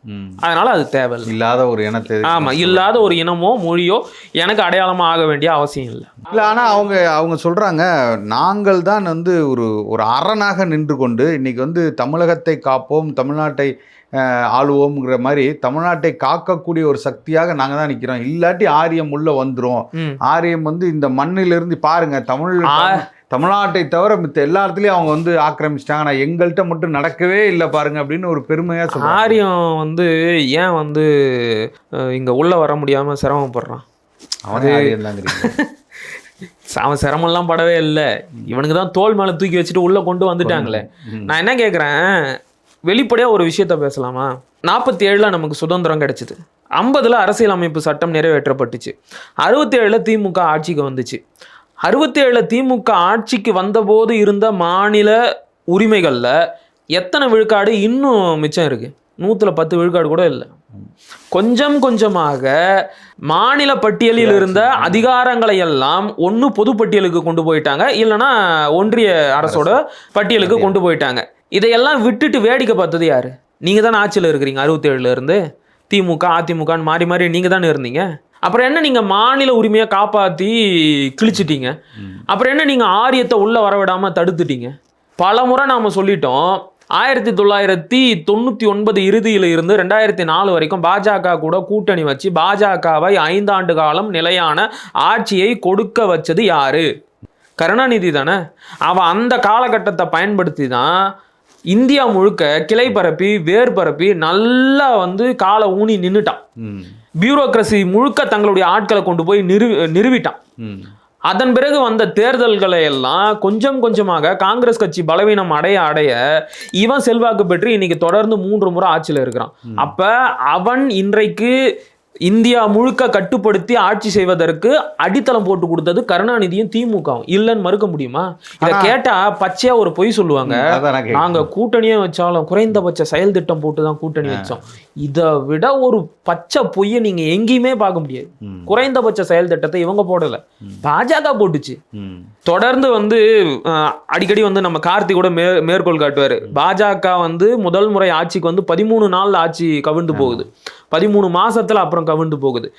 ஏன் அப்படின்னா இவங்களுடைய அந்த மதவாத சிந்தனை. ராமர் கோவில கட்டணும், ஆர்டிகல் 370 நீக்கணும், பொது சிவில் சட்டத்தை கொண்டு வரணும், இப்படி சில விஷயங்களை எல்லாம் வச்சிருக்கிறாங்க, பேசுறாங்க இல்லையா? இதனால மற்ற மாநில கட்சிகள் யாரும் இவங்க கூட கூட்டணிக்கு வர மாட்டேங்கிறாங்க. ஆமா. அப்ப இதை வந்து நாம வந்து ஒரு முடிவுக்கு கொண்டு வரணும்னா நாங்க வந்து குறைந்தபட்ச செயல் திட்டத்தை கொண்டு வரோம். நாங்க ஆட்சியில் இருக்கிற வரைக்கும் இதை பத்தி எல்லாம் பேச மாட்டோம். இந்த ராமர் கோயில் கட்டுறது 370 இதை பத்தி எல்லாம் நாங்க எதுவுமே பேச மாட்டோம் அப்படின்னு உத்தரவாதம் கொடுத்த பிறகுதான் உங்க கூட இருக்கும்போது நாங்க பேச மாட்டோம். அவன் சொல்றான் பாஜக கொண்டு வந்ததுதான் இந்த குறைந்தபட்ச செயல் திட்டம், திமுக கொண்டு வரல, கருணாநிதி கொண்டு வரல. ஆனா இவங்க கருணாநிதி கொண்டு வந்தாருன்னு பச்சையா பொய் சொல்றாங்களே. இதெல்லாம் வந்து வரலாறு அதான் சொல்றேன், மறுபடியும் சொல்றேன், வரலாறு படிச்சிருந்தா இந்த வாதங்களை எல்லாம் தமிழர்கள் நம்புவாங்களா? இவங்களை எல்லாம் துணிவா பேச முடியுமா? அப்படியே இருந்தாலுமே ஒரு கொலைகாரன் நான் உங்ககிட்ட இருக்கும்போது கொலை பண்ண மாட்டேன்னு சொன்னா ஏத்துக்குவியா நீ? அவன் என்ன இருந்தாலும் கொலைகாரன் தானே, பார்ட்டி என்ன இருந்தாலும் கொலைகாரன் தானே அவன். இப்ப ஒண்ணு வேணாம், அவனோட வாக்குறுதியை நீ எப்படி நம்பனன்றதுதான் மிகப்பெரிய கேள்வியே. அவன் குறைந்தபட்சம் செயல் திட்டம் போட்டதா கூட இருக்கட்டும், அது எப்படி நீ நம்பன? இப்படிதானே சொல்லிட்டு போனா, கரசேவை பண்ண போறேன், நாங்க வழிபடத்தான் போறோம் அப்படின்னு சொல்லிட்டு தானே போனா. வழிபடத்தான் போறோம்னு சொல்லிட்டு போய் பாபர் மசூதி இடிச்சவன் தானே இவன். இவனோட வாக்குறுதியை நீ எப்படி நம்பன? அப்புறம் நீ என்ன பெரிய அரசியல் சாணக்கிய? உன்னுடைய பதவி வெறிக்காக அன்றைக்கு நீ பாஜகவோட கூட்டணி வச்ச, இதான் உண்மை. அதுக்காக ஐயா கருணாநிதி RSSக்கும் பாஜகவுக்கும் எவ்வளவு பாராட்டு பத்திரங்களை வாசித்தார் என்பதெல்லாம் வரலாற்று பதிவு இருக்கு. அதுவும் நான் சொல்லல, திராவிடர் கழகமே அதையெல்லாம் புத்தகம் போட்டு வித்திருக்கிறாங்க. ஒரு இடத்துல சொல்றாரு, சிறுபான்மை மக்களிடம் RSSஐ பற்றி தவறான எண்ணம் ஏற்படும்படி இங்கே சிலர் பரப்புரை செய்கிறார்கள். அந்த போலி பரப்புரைகளை முறியடிக்க உடன்பிறப்புகள் களத்திற்கு வர வேண்டும். பாஜகவுக்கும் RSSக்கும் இந்துத்துவவாதிகளுக்கும் முட்டு கொடுக்க கூட இல்ல, முறவாசல் செய்யறதுக்கு அவருடைய உடன்பிறப்புகளுக்கு முரசொலியில கடிதம் எழுதின நபர் தான் கருணாநிதி. இல்லன்னு மறுக்க சொல்லுங்க. சமுதாய இயக்கமா RSS ஐயா கலிப்பூங்குன்றன் எழுதிய புத்தகத்துல இது எல்லாத்தையும் ஆவணப்படுத்தி வச்சிருக்காங்க. வெளியிட்டது திராவிடர் கழகம், வேணும்னா எடுத்து பார்த்துக்க சொல்லுங்க. ஆனால் அப்பேற்பட்ட திராவிட கழகத்தை தான் வந்து திருமாவளவர்கள் தூக்கி பிடிக்கிறாரு. அந்த திராவிட கழகம் இருக்கணும், பெரியாரிசம் இருக்கணும், அது இருந்தால் தான் இந்த மண்ணில் வந்து சமநீதியும் சகோதரத்துவம் எல்லாமே அவருக்கு அதை பத்தி எல்லாம் புரியுது. விஜயும் அண்ணனும் வந்து RSSின் குழந்தைகள் அப்படின்னு போற போக்குல தொடர்ச்சி அவரும் சொல்றாரு. வன்னியரசும் இந்த மாதிரி ரொம்ப காட்டமான இதை பேசட்டும். ஒரு காலத்துல இதே திராவிடர் கழகத்தை பத்தியும் பெரியாரை பத்தியும் அவங்க என்னெல்லாம் பேசினாங்க அப்படிங்கிறது வந்து இன்னைக்கு பதிவாக தான் இருக்கு. அவங்களுடைய தாய்மண் இதழில் அண்ணன் ரவிக்குமார் அவர்கள் தொடர்ந்து எழுதிய கட்டுரைகளை தான் நாம இன்னைக்கு எடுத்து பேசுறோம். அவங்க அன்னைக்கு விட்டுட்டு போன பணியைத்தான் இன்னைக்கு நாம எடுத்து செய்யறோம். இப்ப நீங்க அன்னைக்கு ஈவேராவை கேள்விக்கு உட்படுத்தினீங்க, விமர்சனம் பண்ணீங்க. அப்ப நீங்களாம் அன்னைக்கு RSSோட கை குழந்தையா இருந்தீங்களா? இந்த கேள்வி வருமா வராதா? ரெண்டாவது, அண்ணன் திருமாவோட ஒரு காணொளி ஒண்ணு இப்ப வேகமா பரவிக்கிட்டு இருக்கு. அண்ணன் ரவிக்குமார் அவர்கள் தாய்மண் இதழில் பெரியாரை பற்றிய விமர்சன கட்டுரைகளை தொடர்ச்சியாக எழுதிக்கிட்டே இருந்தாரு. அந்த காலகட்டத்தில் திராவிட இயக்கங்கள் அண்ணன் திருமாவளவன் அவர்களை எந்த அளவிற்கு இழிவுபடுத்தி பேசியது என்பதை அவரே ஒப்புதல் வாக்கு மூலமா கொடுத்திருக்கிறார். அச்சுறுத்தப்பட்ட அருந்ததியர் சமூக மக்கள் மத்தியில பறையர்களும் தேவேந்திர குல வேளாளர்களும் எதிரிகள் என்று கட்டமைக்கப்படுகிறார்கள். யார் செய்யறது? திக செய்யுது. இவங்க தான் உங்களுக்கு எதிரானவங்கன்னு கட்டமைக்கிறாங்க, பெரியாருக்கு எதிராக பேசுறாங்க பாருங்க அப்படின்னு திக அருந்ததியர் சமூக மக்கள் மத்தியில பரப்புரை பண்ணுதான். எப்படி ஈரோட்ல பண்ணாங்கல்ல, இதே வேலையா அன்னைக்கு செஞ்சிருக்கிறாங்க. இன்னைக்கு நாம பெரியாரை விமர்சிக்கும் போது அதே வேலையை தான் திக செய்யுது. இவங்களுக்கு அந்த இமேஜ் முக்கியம், பிராண்ட் ஈவேரா அப்படிங்கிற அந்த இமேஜ் ரொம்ப முக்கியம். அது செதஞ்சு போயிருச்சு அப்படின்னா இங்க பிறமொழியாளர்கள் ஆட்சி அதிகாரத்துல இருக்க முடியாது. அதனால தான் பாடுபட்டாவது அதை காப்பாற்றணும்னு நினைக்கிறாங்க. புரியுதுங்களா? அதனால அண்ணன் திருமாவளவன் வந்து இன்றைக்கு கூட்டணி லாபத்திற்காகவும் MP MLA சீட்டுக்காகவும் என்ன வேணும்னாலும் பேசலாம், சரிங்களா? அவருடைய பேச்சையெல்லாம் பெருசா பொருட்படுத்த தேவையில்லை. அவரு நமக்கு எதிரியும் கிடையாது. ஒரு காலத்துல நீங்க செஞ்ச வேலையைத்தானே இன்னைக்கு நாங்க செய்யறோம், நீங்க விட்டுட்டு போன வேலையை நாங்க தொடர்றோம். உங்களால இதை ஏத்துக்க முடியலையா, அமைதியா கடந்து போயிருங்க. அதை விட்டுட்டு நீங்கெல்லாம் RSS பாஜக பெற்றெடுத்த குழந்தைகள் அப்படின்னா, இப்ப நான் கொஞ்ச நேரத்துக்கு முன்னாடி திமுக எப்படியெல்லாம் RSSக்கும் பாஜகவிற்கும் பாராட்டு பத்திரம் வாசிச்சது அப்படின்னு சொன்னல, அதுக்கெல்லாம் என்ன சொல்றீங்க? முதல்ல அதுக்கு பதில் சொல்லிட்டு வாங்க. அன்னைக்கு திமுக பாஜக கூட்டணியில இருந்த போது நீங்களும் தானே இருந்தீங்க. அன்னைக்கு நீங்களும் RSS பாஜக பெற்றெடுத்த பிள்ளையா தான் இருந்தீங்களா? என்ன பேச்சு இதெல்லாம்? என்ன பேச்சு இதெல்லாம்? எந்த இடத்துல நம்ம RSS பாஜகவை ஏத்துக்கிட்டோம்? ஏதாச்சும் ஒரு இடத்த சொல்லுங்க. இந்த திட்டத்தை, இந்த சட்டத்தை இவங்க ஆதரிச்சாங்க அப்படி ஏதாச்சும் ஒண்ணு சொல்லுங்க. எதுவுமே கிடையாது. சும்மா போற போக்குல அடிச்சு விடுறது. அப்படிதான் நேற்றைக்கு விசிகாவை சேர்ந்த வன்னியரசு ஒரு பதிவு போடுறாரு. சத்தீஸ்கர்லையும் திரிபுராவிலையும் கிறிஸ்துமஸ் விழா நடக்கும்போது பஜ்ரங் தள் அமைப்பை சேர்ந்தவர்கள் வந்து அதை தடுத்தாங்க, கிறிஸ்துமஸ் அராஜகம் பண்ணாங்க. இதை தமிழ்நாட்டில் கண்டிக்காதது 2 பேர் தான், ஒன்னு தாவேகா, இன்னொன்னு நாம் தமிழர் கட்சி. நீ பாருங்கள் குழந்தைகள், பாருங்கள் நீ பார்த்த, நாம அறிக்கை விட்டோமா இல்லையா?